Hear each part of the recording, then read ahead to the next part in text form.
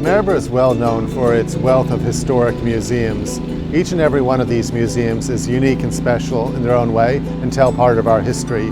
Today I'm at Brennan and Geraghty's, which is actually more than a museum. It's something of a time machine. And I'm with Ken Brooks, the curator. Ken, what makes Brennan and Geraghty so special? Come on in, I'll show you. Wow, it's very impressive. And so this is much like it was. This is much like it was in the 1970s when the shop had closed, but it opened in 1871 when Maryborough was still quite young. And when the last owner closed it, he closed it with everything. All of the stock, records, ledgers, just walked out and just left it all sitting behind. So Ken, what kind of products and goods are preserved here? One of the oldest product is curry powder. That's from the 1890s. And this is the most viable food-based stock that's here. You can still use it.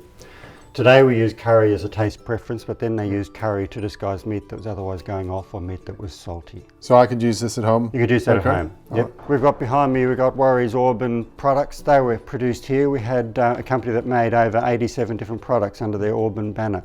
A lot of the bottles here behind me show a range of recycled bottles from earlier times. They bring bottles back in and they'd fill them with vinegar, turpentine, kerosene. That was a common trait for grocery stores to actually do.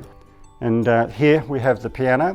What's the story with this? The piano predates the store, dates from the early 1860s, and it was brought in on consignment for one of the customers. They wanted to sell it. We think they'd moved to another area, tried to sell the piano. It didn't sell, so it basically just sat there. It suffered damage from rats, mice, too much vandals, weather, everything's been through it. It's quite an unusual straight-strung piano.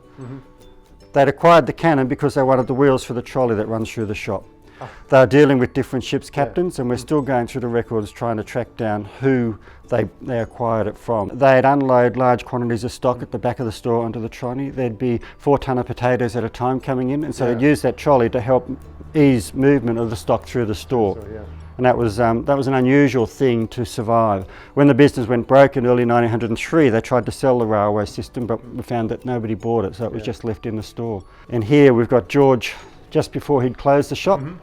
His basic wish was to see the store reach its 100th birthday. That's what his wish was, and that's what he got. And the paperwork in front of him, we still have a lot of those letters unopened, still going through them, finding out what they were keeping here and what kind of things that they were keeping here in the store. So thanks so much, Ken, for showing me around. This really is the store that time forgot. It's a really special experience. So, visitors from right around the country and the world come here, and do you think they take away something very special? They do take away something special. It's becoming, people are becoming more aware of what we have in Australia. We're not an old country, and we have quite an old history that survives comparable to the rest of the country. Other than Aboriginal culture, European culture is not that old. And so people are getting to understand that we have to look after our history and try and promote and use it as best we can.